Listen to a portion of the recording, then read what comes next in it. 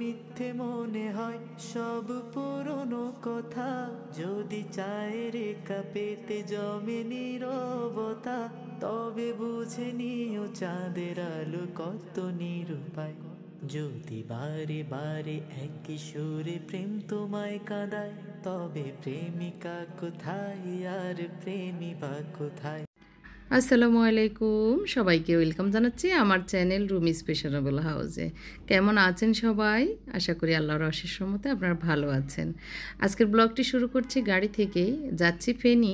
একটু লেটে রওনা দিয়েছি, প্রায় 9:30 10টা বেজে গিয়েছিল এই টাইমটাতে। আমি এবং আমার হাজব্যান্ড যাচ্ছি। তো কিছুক্ষণ ঘুমিয়েছিলাম, উঠে দেখি জ্যামে বসে আছি। তো জ্যাম ট্যাম ঠেলে প্রায় 2টা বেজে গেছে। এখন চলে এসেছি নূরজান হোটেলে। তো আমরা এখান থেকে খেয়ে নিব, খেয়ে তারপর আবার ফেনীর উদ্দেশ্যে রওনা দিব। এর ভিতরে নামাজ পড়া, তারপর ড্রাইভারও খাবে, এর জন্য এখানে আমরা কিছুক্ষণ ছিলাম। তো এখানে আবার আমার হাজব্যান্ড কুমিল্লার একটা প্রজেক্টের ওনার কিছু লোক আসবে। তো এখানে উনি একটু ছোটোখাটো মিটিং করবেন। তো আমি কিছুক্ষণ বসেছিলাম, ওনার মিটিং শেষ হওয়ার পরে এসে হালকা খেয়ে নিচ্ছি। বাড়ি খাবার আপা আবার রান্না করে রেখেছে। তারপর ভাবলাম যে দুজনে মিলে একটু কী কী ছিল, ওরা বললো যে খেপসা আছে, তো আমার হাজব্যান্ড খেপসা অর্ডার করেছে। তো দুজনে একটু জাস্ট চেক করেছি এটুকুই। আর চা তো খাবো একটু, এটাই আর কি। নূরজান হোটেলের চাটা মজা হয়, মিয়ামি নূরজানের। তো এখন দেখি যে আমার মানে জামার কালারের সাথে ওদের কাপের কালারটা ম্যাচিং হয়ে গেছে, তো এটা দেখালাম। আর একজন বোন গত ব্লগে কমেন্ট করেছেন যে আমি কিভাবে নেকাপের ভিতর দিয়ে খাবার খাই। তো এই ভিডিওটা আগেরই করা ছিল, এখন কমেন্টের উত্তরটা মিলে গেছে, তাই শেয়ার করে ফেললাম। তো আমি এভাবেই নেকাপের ভিতর দিয়ে খাবার খাই। আশা করি যে বোনটি কমেন্ট করেছেন, প্রশ্ন করেছেন, ওনার উত্তরটা পেয়েছেন। তো খাবার দাবার শেষ করে আবারও তাড়াহুড়ো করে রওনা দিচ্ছি, দেরি হয়ে যাচ্ছে। আমরা ডাইরেক্ট আমাদের বাড়ির কাজের জন্যই কিছু কেনাকাটা করা লাগবে, সেই উদ্দেশ্যে রওনা দিয়েছি। গত কিছুদিন থেকে এই উদ্দেশ্যে যাওয়ার কথা ছিল, হয়ে উঠছিল না। তো এসে আমরা, এটা হচ্ছে পাঁচগাছিয়া রোড বলে আর কি। তো ওই দিকে একটু আমাদের দরজার চৌকাঠ কেনা লাগবে, পাল্লা কেনা লাগবে। তো চৌকাঠ কেনার জন্য এসেছি। তো এটা লোহা কাঠ মেবি। তো অনেক বড় বড় গাছ দেখে আমি মানে চিন্তা করতেছি এগুলো কত বছরে বড় হয়েছে, আবার এগুলি নাকি বাইরের দেশ থেকে আসে। তো এগুলি আমাদের এখানে দেশে এসে এখানে পৌঁছাইছে। তো এটা একটা সো মেল বলে মনে হয়। তো মেলে এগুলি আবার গাছগুলি কাটতেছে, প্রসেস করতেছে বিভিন্ন সাইজে। তো আমাদের সোকাট অর্ডার করা হয়েছে। এরপরে আমরা ওই যে ফিটিংসের জিনিসগুলি, মানে টয়লেটের ফিটিংসের জিনিসগুলি দেখছিলাম। কয়েকটা দোকানে দেখছি A to Z আমাদের 2টা বাথরুমের লাগবে। তো এই জন্য এইগুলি কোন ব্র্যান্ডের একটু মানে কম বাজেটে দেখতে সুন্দর, ভালো কোয়ালিটি হবে এরকম খুঁজতেছিলাম আর কি। এরপরে আমাদের আবার পাল্লা কেনা হয়নি, পাল্লাটা কিনা হয়েছে। এরপরে এই দোকানে এসে আবার ওই যে আসলে ঘর কিনতে বা ঘর বানাতে গেলে অনেক কিছু লাগে, যেটা বানাতে গেলেই বোঝা যায়। তো এই যে তালা, হুক সব কিছু কিনে টিনে আবার এই দোকান থেকে আমাদের স্যানিটারি আইটেম সব A to Z আমরা মোটামুটি সেট করতে পেরেছি আর কি। এই লোকটাও ভালো ছিল, ঠান্ডা মাইন্ডের। তো আসলে ঠান্ডা এবং ভালো মানুষ হলে 2 টাকা বেশি গেলেও শান্তি লাগে। আর অন্য জায়গায় কম হলেও ভালো মানুষ না হলে ভালো লাগে না। তো এখান থেকে বড় এই বেসিংটা নিয়েছি, আর হচ্ছে কমেট 3টা বেসিং, আর ফিটিংসের যে জিনিসগুলি, টাইলসের আগের যে জিনিসগুলি ওয়ালে লাগানো লাগে সেইগুলি সব এই দোকান থেকে আমাদের কেনাকাটা হয়েছে। এটা হওয়ার পরে আমরা চলে গেছি টাইলসের দোকানে। এই দোকানটা থেকে আমরা আমাদের যত টাইলস দরকার ছিল সব কিনে নিয়েছি আর কি, অর্ডার দিয়েছি।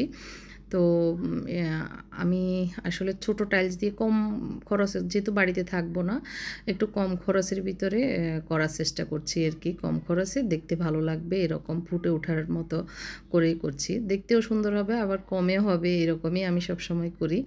তো এখানে ফ্লোর টাইলস ওই যে উডেন যে প্যাটার্নটা ওইটাই দিব চিন্তা করেছি, কিন্তু আমাদের সবারই একটু পছন্দ হয়েছিল ভালোই। আমার হাজব্যান্ডও বললো দাও, এটা ভালো লাগতেছিল। আমার ঢাকার বাসার যে বেডরুমের উডেন প্যাটার্ন ওইটাই ছিল। কিন্তু ওই দোকানদার ভাই বলতেছিল এটা নাকি বেশি নাই। আর রান্নাঘরের জন্য এটাই চয়েস করেছি। আমার হাজব্যান্ড বলল এটাই দাও, বেশি মানে হোয়াইটও না আবার বেশি অফ হোয়াইটও না এরকম। তো সবগুলোই অর্ডার টর্ডার দিয়ে এটা হচ্ছে পরের দিন আমার বোনের বাসায় ছিলাম। নাস্তা খাওয়ার পরে আমরা বাড়ির উদ্দেশ্যে রওনা দিয়েছি। একটু বাড়িতে যাব, অনেক দিন হয়েছে যাওয়া হয়নি, দেখা হয়নি। মিস্ত্রিরা নিজে নিজে কাজ করতেছে, আমরা ঢাকা থেকে ফোনে ফোনে ডিরেকশান দিচ্ছি এভাবে আর কি। তো কী অবস্থা আমিও দেখি নাই, অনেক দিন হলো তো এসে দেখতেছি। আর এখানে টাইলস মিস্ত্রি, স্যানিটারি মিস্ত্রি, রাজমিস্ত্রি সবাই আছে। ওদেরকে কাজগুলি বুঝিয়ে দিয়ে আমরা আবারও ফেনী এসেছি। ফেনী পরের দিন ছিলাম, মানে ওই দিনটা ছিলাম। পরের দিন বিকেলে আমরা আবার রওনা দিয়েছি আমার শাশুড়িকে নিয়ে। আমার শাশুড়িকে নিয়ে যাচ্ছি, আমার যা বাসুরও ঢাকায় আছেন। তো আমার শাশুড়ি আমার ভাগ্নির কাছে ছিল, কিন্তু ভাগ্নি একটু অসুস্থ হওয়াতে এখন ওনাকে নিয়ে যাচ্ছি আমাদের কাছে। তো গাড়িতে বসে আছে আমার শাশুড়ি, তো নরম দুর্বল একদম, মানে বয়স হলে যা হয়, ওনার প্রায় 90 বছর বয়স হয়েছে। আল্লাহর মতো অসুস্থ বলতে মারাত্মক কোনো অসুস্থতা নাই, সুস্থ আছেন, টনটনে আর কি। কিন্তু বয়সের কারণে বার্ধক্যতা যতটুকু অতটুকুই আর কি। আলহামদুলিল্লাহ উনি খুব ভালো মানুষ একজন। তো এই যে অনেক আদরি আর কি। তো ওনাকে নিয়ে যাচ্ছি। আর যাওয়ার পথে এই তো আমি একটু ঘুমিয়েছিলাম, উনি আবার ঘুমায়নি, একদম পুরা পথে মানে একদম ঘুম ছাড়া ছিলেন। তো এরপরে ঢাকায় ঢোকার পরে এখানে দেখতেছি একটু ছোটোখাটো জনসভার মতোই হচ্ছে। তো এইটা কী সত্তরটা এখন তো ভুলে গেছি, আপনারা কারা কারা জানেন কমেন্ট করে জানাবেন। ভুলে গেছি নামটা এই আর কি। তো ড্রাইভার আবার এখান থেকে আমরা আমাদের বাসার কাছাকাছি চলে এসেছি। তো ও গ্যাস নিচ্ছিল, গ্যাস নেওয়ার ফিলিং স্টেশনের পাশেই এই মাছের বাজারটা।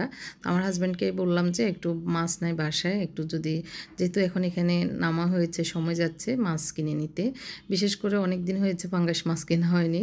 পাঙ্গাস মাছ দিয়ে সবজি রান্না করলে আমার খুব ভালো লাগে। তো বললাম যে একটু সবজি টবজি রান্নার জন্য একটু একটা পাঙ্গাস মাছ কিনে নেন। তো উনি কিনতেছিল ওই যে সামনের দোকান থেকে। তো ওইটা নিয়ে আমরা এখন বাসার উদ্দেশ্যে আবার রওনা দিচ্ছি। বাসার কাছে কাছেই আছি আর কি। তো আমার হাজব্যান্ড নিচে আছে আর আমরা উঠে গেছি। আর নাতিদেরকে দেখে কি যে খুশি, সুন্দর একটা হাসি দিয়েছে। আর ওরাও তো খুশি আছে। তো ওদেরকে রেখে গিয়েছিলাম, ওরা তো বাসায় ছিল। আর এখন ওনার খাবার রেডি করব, আগে আমি আমার জামা কাপড় খুলি এই আর কি, বোরকা খুলি। তো ওনাকে ওনার কাপড় চোপড় খুলে, মানে উপরের জিনিসপত্র খুলে মুখ হাত ধুতে দিয়েছি। আর এদিক দিয়ে কাঁঠাল এনেছিলাম, 2টা ছোটো ছোটো বাড়ির কাঁঠাল, ওইগুলি দেখতেছিলাম। আর মুত্তাকিকে বলেছিলাম গরুর গোশত ভিজাতে, ও ভিজিয়ে রেখেছিল। আর আমরা আসার সময় যে মাছ এনেছি, মাছগুলি এভাবে আছে। আর আমার আমেনাকে বলেছিলাম বিকেলে এসে একটু পরিষ্কার করে দিয়ে যেতে, ও সুন্দর করে সব পরিষ্কার করে দিয়ে গেছিলো এই আর কি। তো এখন হচ্ছে ওই আম্মাকে একটু রুটি সেঁকে দিব আর ডিম দিব। সবজি তো রান্না ছিল না এই 2-3 দিন যেহেতু ছিলাম না, তো আর বাসি খাবার দিবও না। এর ভিতরেও মুনতাসিরের একজন ফ্রেন্ড এসেছে আগের স্কুলের। তো ওরা সারাদিন, আজকে শুক্রবার ছিল এই দিনটা, তো সারাদিন ছিল, দুপুরেও কি যেন অর্ডার করে খেয়েছে, এখন আবার শুরু করেছে। আমরা গাড়িতে থাকা অবস্থায় আমরা কিছু অর্ডার দিব।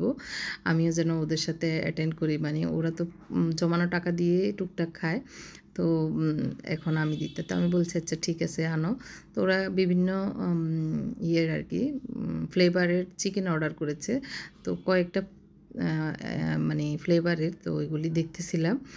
আর দুপুরে যে খেয়েছিল ওই যে ফ্রাইড রাইস আর হচ্ছে সিজলিংটা অনেকটাই বেঁচে গিয়েছে। তো ওগুলি সহ ওদেরকে বেড়ে দিব আর কি। পাউরুটি এনেছে, এক্সট্রা পাউরুটি দিয়ে খাবে। ওর ফ্রেন্ডটা যাবে রাত্রেই, মানে একটু লেট করে যাবে, ওর আম্মু এসে নিয়ে যাবে। তো আমি তো রুটিগুলি সেঁকে দিচ্ছি, আমাকে একটা ডিম পোস্ট করে দিব, এটুকু খেয়ে। আর চিকেনটা সাধবো, যদি পারে খাবে এই আর কি একটু। তো আজকের ব্লগটি যদি একটুখানি হলেও ভালো লাগে, যদিও এলোমেলো একটু 2 দিন 3 দিনের একটু ক্লিপ করা ছিল, সেটুকুই শেয়ার করছি আর কি। ভালো লাগলে একটি লাইক দিবেন আর কমেন্ট করে জানাবেন কোন বিষয়টা বেশি ভালো লেগেছে। বাড়ির যে কাজগুলি চলছিল সেগুলি আমি ফাইনালি যখন আরও কাজ এগোবে তখন দেখাবো। এখন আসলে ভিডিও করিনি, আর বেশি একটা দেখার মতো কিছু নেই, এই জন্য আর দেখাইনি। আর কি ফিটিংস কিনেছি সেটা আমি আবার যখন যাব তখন আবার আপনাদের সাথে শেয়ার করব। তো এই যে লেবু কিনে নিয়েছি পথ থেকে, একজন মহিলা অনেক রিকোয়েস্ট করছিল আমার, যদিও লেবুর দরকার ছিল না, তারপরে আপনাদের ভাই বলতে মানে আমার হাজব্যান্ড বলতেছিল আর কি যে মনে করো আল্লাহর বাস্তে ওনাকে টাকা দিচ্ছ, ওইভাবে তুমি ইয়ে করো, দাও, কিনো, মানে দরকার না হলেও তো মনে করো তুমি আল্লাহর বাস্তে দিচ্ছ এটা আর কি। তো এর জন্যই ওই লেবু কিনেছি।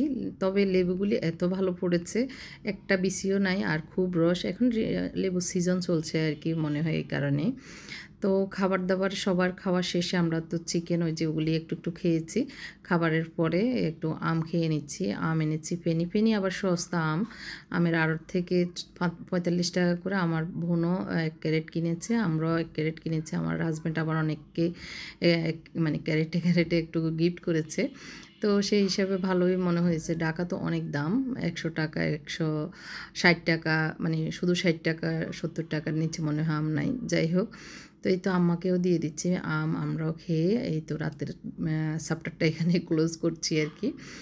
তো এই ছিল আজকের ব্লগ। আগামী ব্লগে আবারও নতুন কিছু নিয়ে হাজির হব আপনাদের মাঝে। আজকের মতো এখানেই বিদায় নিচ্ছি। আল্লাহ হাফেজ, আসসালামু আলাইকুম।